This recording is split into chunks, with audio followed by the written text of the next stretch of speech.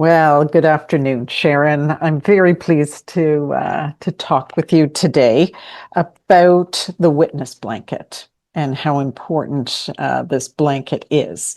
So first, my first question that I'd like to ask you is if you can tell me your first experience, what it was, when it was with the witness blanket, and how did it impact you? I first found out about the witness blanket through an article that was in Broadview in September of 2021. Um, I read the article, it was just a little blurb, and it indicated that the actual blanket was in the Canadian Museum for Human Rights in Winnipeg, Manitoba, and that there is a traveling exhibit. And when I found out that there was a traveling one, I thought, maybe. So I first approached our church about it and said, we've got the space here. Churches were involved in residential schools. So I think it's really Mhm. would be a significant thing to showcase it here, to bring it here if we're able to get it. So I started probably that fall or early spring of 22 to approach the museum in Winnipeg and ask them for availability of the traveling replica and was given the go ahead. So the church and the museum and everyone kind of came on board, and here we are. Wow, that's amazing. But what was it specifically that you thought, wow, I should bring it, I should try to bring it to Trinity-St. Andrews United? I grew up on Port Perry. I grew up in Port Perry, and Hmm. that's just like a stone's throw to the Scugog Island.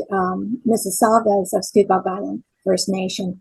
And I was totally unaware of residential schools. And I'm 75 years old. I should have known. Hmm. I did not know. Hmm. When I found out about it, I was shocked. The finding of the graves has just broken my heart. Hmm. As Carey Newman, the man that built or made the blanket, said, "Did your school have a graveyard? Residential schools have graveyards, which is despicable." Hmm. So, I mean, that caught my attention. I actually was able to travel to Winnipeg and see the actual blanket, and it just blew me away. The replica really doesn't do it justice, but it's still significant enough that I think it's going to be a good tribute to.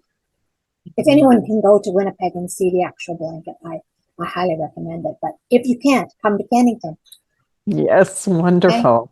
That's wonderful. And because you went to Winnipeg and saw the actual blanket itself, can you describe for those who are listening to us one or two pieces or items? I know it's hard out of all of it, but anything of the one or two that particularly stood out for you or impacted you?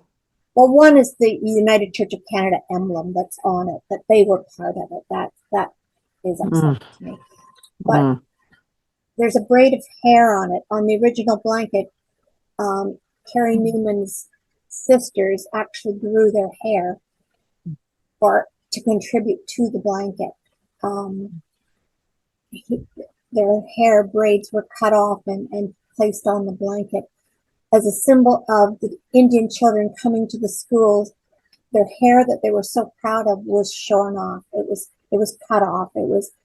All had these little bob cuts that made them all alike, made them all more assimilate them all. That's heart wrenching. That and the mush bowl, the yellow mush bowl that mm, they were served their meals in. Daily, they were given rotten porridge, was often sour milk. The food that they were given was so substandard, they were dying. They were made ill from it. Another item that catches my attention is like a little moccasin that was found and it was buried in the mud. mm, It was dug out. There are so many symbols. There are over 800 items that have been collected or donated by churches, government buildings, collected from the sites Carey Newman had a team of people that traveled across Canada and collected all of these items. He didn't think he was going to get very many items at the beginning, and they just started pouring in. Wow. Well, maybe what I'll do is you've sent me a photo of the exhibit from Winnipeg from the museum. So maybe what I'll do right now is just share with those who are watching us the actual exhibit. And I do see over here the United Church of Canada symbol on the blanket. And maybe you can describe for us the doorway, and why that's so significant. The door came from an actual residential school, as did all the items for that matter. But the door was a door to the infirmary, and behind that door, a lot of atrocities happened. When we have the display, that door will be propped open. It comes with a prop to keep it open, that door is never closed. There's tiny handprints on the back of the door, excuse me, that are Carey Newman's daughter's handprints holding the door open. Wow, my goodness. It's very meaningful. Wow. There are a couple of books that Carey Newman has authored or co-authored. One of them is called Picking Up the Pieces. That tells great detail about the making of the blanket. It is available in the libraries, and we have copies for loan at our church. Wonderful. Wow. Maybe that could be potentially a study book for some congregations across the denomination who may or may not be able to bring the witness blanket to their community. So when people come to see this exhibit in Cannington, what do you hope people will experience, I guess, after seeing the exhibit? I think there'll be different levels of experience. There is a teacher's guide that we are providing to the teachers. It comes with the witness blanket electronically. And we're suggesting that they go through that with the children that might come to see it. Children will probably come away with a different idea than maybe First Nation people that come to see it. It might be harmful to them, and we're familiar with that. We're aware of that and very cognizant of it. We will have a quiet room set aside with smudging available. I think almost you have to visit the blanket more than once. It's just so there's so much information in it. There are a couple of videos that will accompany it, and we encourage people that come to sit down and watch the video before they actually experience the blanket. So set up in the back of the church when you first walk in through, I guess, our front door. You'll go up the stairs, and there will be a seating area where you can watch either an 8-minute video that will be in a loop or a 45-minute video that is Carey's story about how and why and so on. So watching those videos will be very impactful as well, I believe. And then they can better experience that the blanket is QR coded, so that if you look up the witnessblanket.ca, you will see each item on the blanket can be zoomed in on and identified where it came from and what's its story. Wow. It's a very comprehensive exhibit. Now you're anticipating, I guess, a number of schools or school children and their teachers, their classes to come. And this is open to everyone who wants to come? Open to everyone, yes. We've invited First Nation people and haven't had a big response. But again, as I said, that it is something that's going to be very touchy for them. That's going to be, we understand the harm that was caused.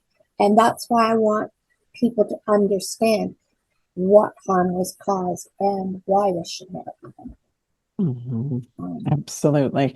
So you see, I gather, maybe you can correct me, but I think you see this exhibit as playing hopefully little bit of a role, not only in educating those of us who haven't experienced it before or don't know much even about the residential schools and what occurred, but potentially also just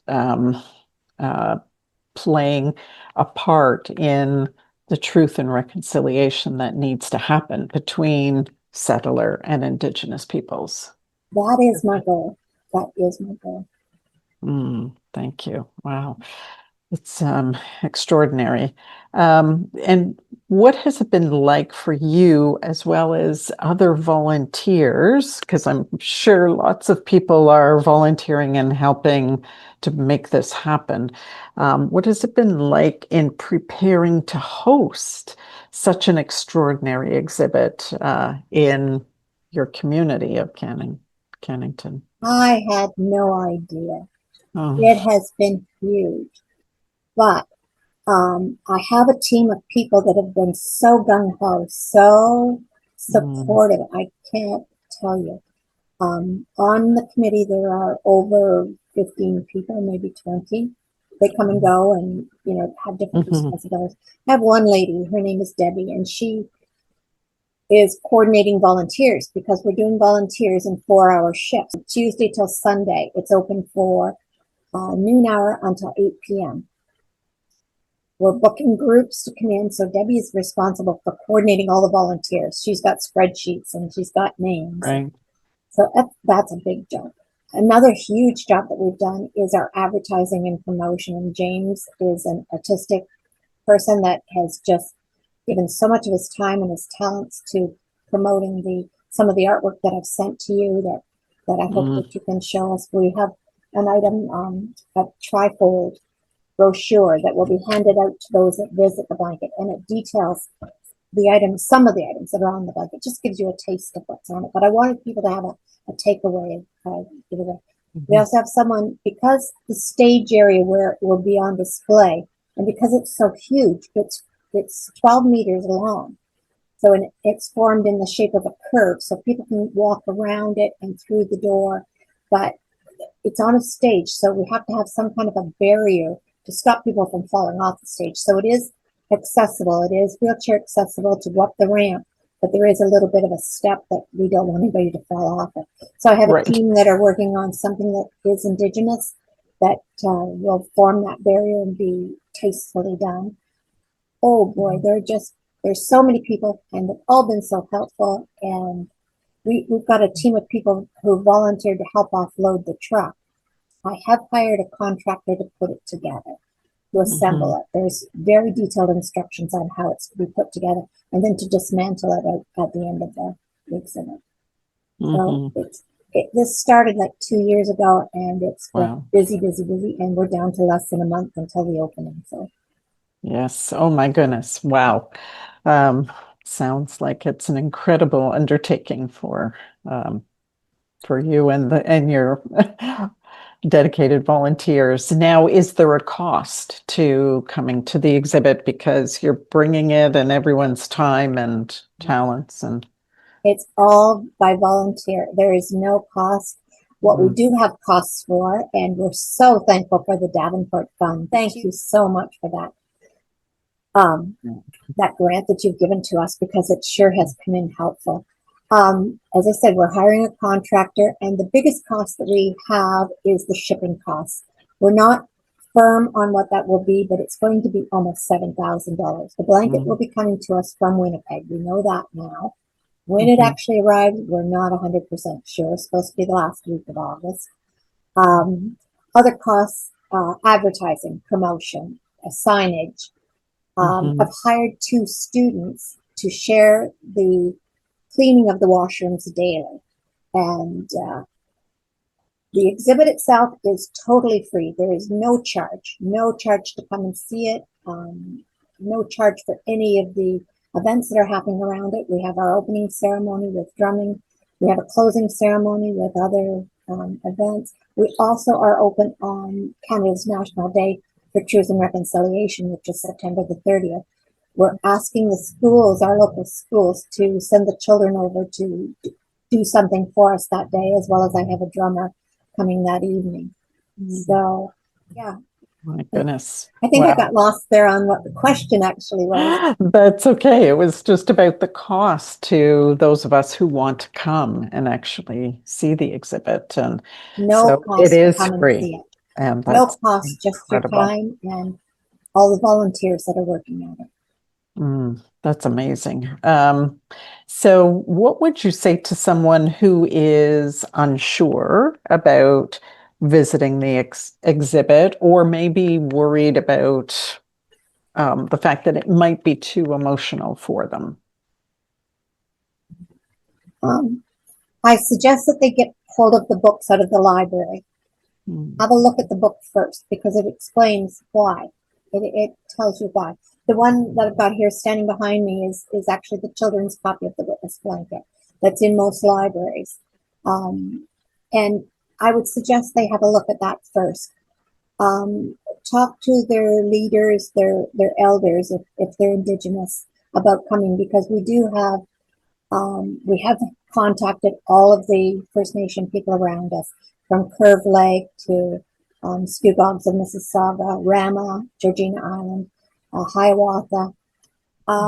We've had Indigenous moments each month leading up to this for our own congregation to get them prepared to understand what it means and how significant it is.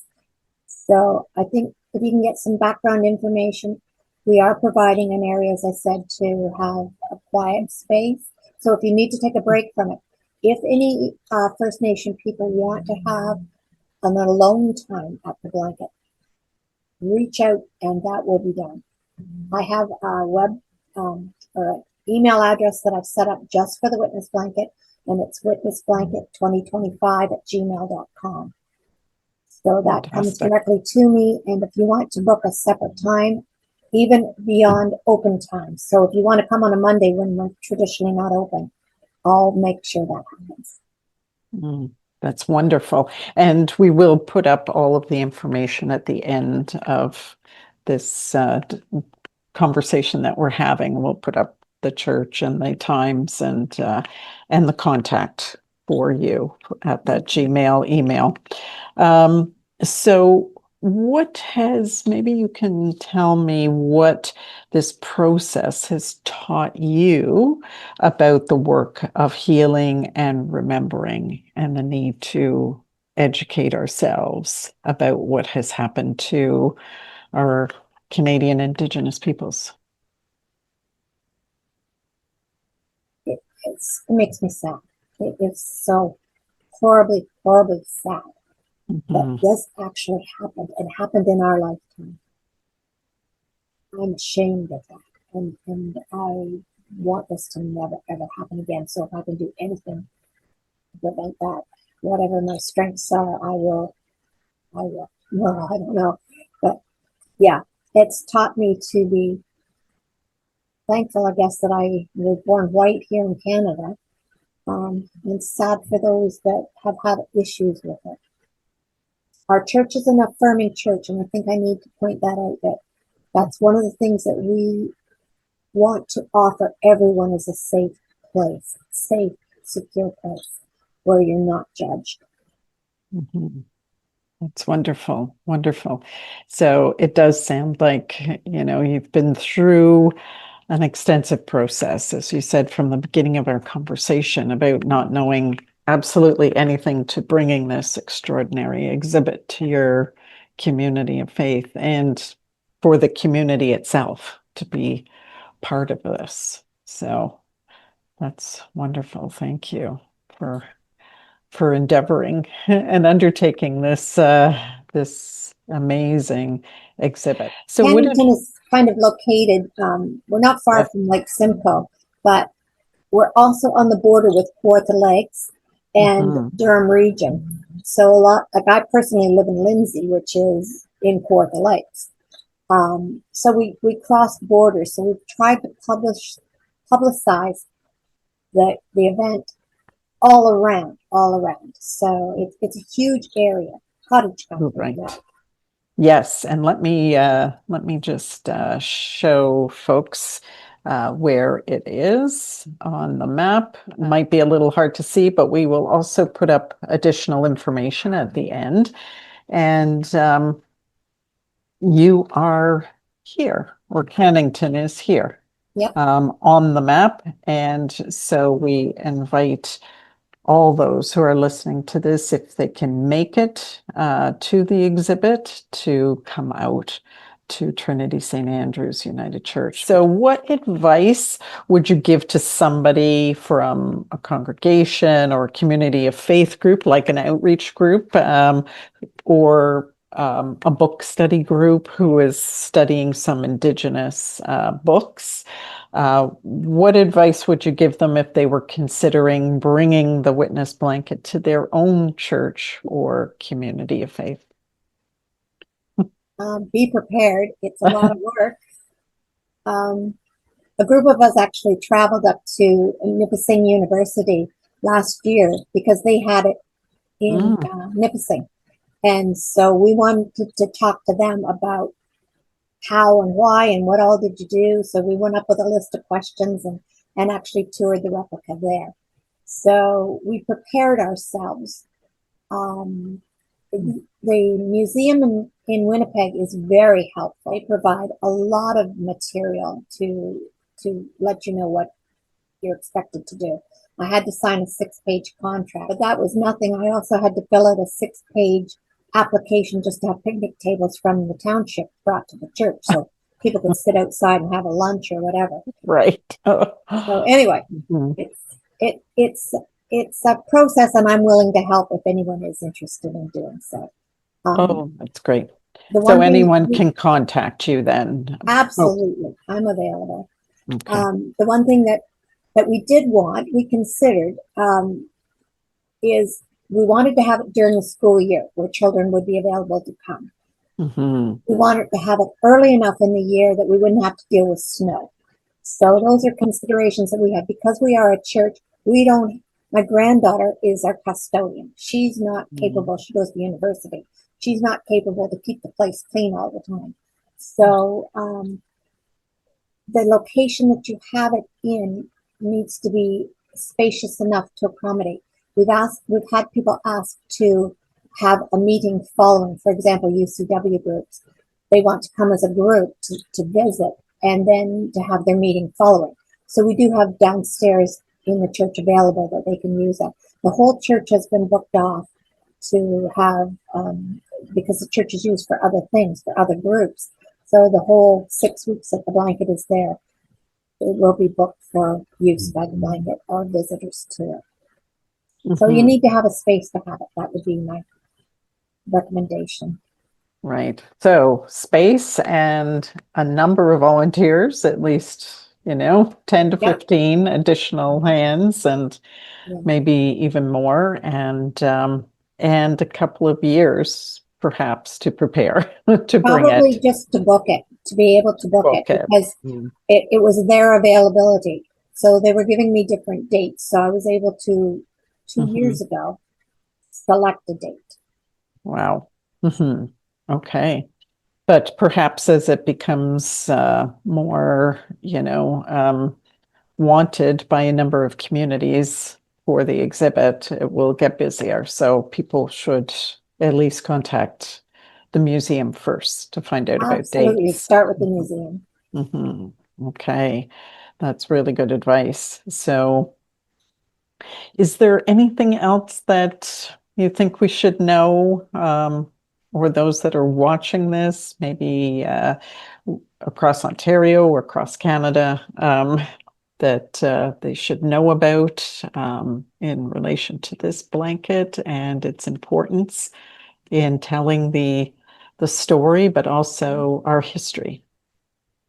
One thing that we started off doing was approaching our First Nation neighbors, asking them. We sent out a very, I thought, thoughtful letter asking for direction, making sure that we were going the right way, and advising them that this was happening, and we were doing it as our thought towards truth and reconciliation. And we had no response. Just recently, Reverend Rodney Smith Merkley has put me in touch with a young lady who is from Curve Lake. Brittany Taylor has just come on board with us, and she has, in my mind, given authenticity to what we're doing, validation. She has lots of suggestions. For example, I'm writing today to the neighbors around the church to just say, we do have a huge parking lot, but if we do have the numbers that Brittany thinks we're going to have coming to see it, we might have overflow parking and we might use the street. So I'm hoping it doesn't impede on the neighbors. So I'm writing to the neighbors to give them a heads up. But Brittany has offered her expertise and her knowledge and her contacts, and I'm meeting her after I'm talking with you today to just finalize some of the things we discussed in our last meeting. And she has been a godsend, and someone who actually is Indigenous is going to be very helpful to me. I wished I'd had her at the beginning, but I don't, and I have her now, and she's willing to help. So if whoever is considering taking on this project, that would be a starting point or something I would suggest they try. Oh, that's great. So early on, trying to partner with an Indigenous person or a couple of people or a group to get some direction and support and help and guidance in this process. So, wow. Well, it's wonderful that Brittany's come on board for you. Absolutely. I'm very thankful. Oh, that's great. She does come at a cost. There is a cost, but this is, my budget was set to have speakers and guests and so on. So, yes, and that's important, really important. Well, thank you, Sharon, for sharing your experience and insights and for the care and commitment that you've shown to bringing the witness blanket to your community of faith and the broader community all around Cannington. And hopefully a number of people will be able to turn out and bear witness to this powerful exhibit of truth-telling and reconciliation. And we wish you, and of course, Trinity-St. Andrews, all the best as you continue to educate us with this exhibit coming, inspire awareness and better understanding for all of us, and work on a path towards healing and reconciliation between us as a church, as settlers on this land, and with our Indigenous peoples. So thank you very much. Well, miigwech to you, Janice, for doing this, taking the time and promoting this for us. I find it's really significant. It's very meaningful, and I'm hoping others will too. Great. Thanks, Sharon. Take good care. And you. Okay. Bye.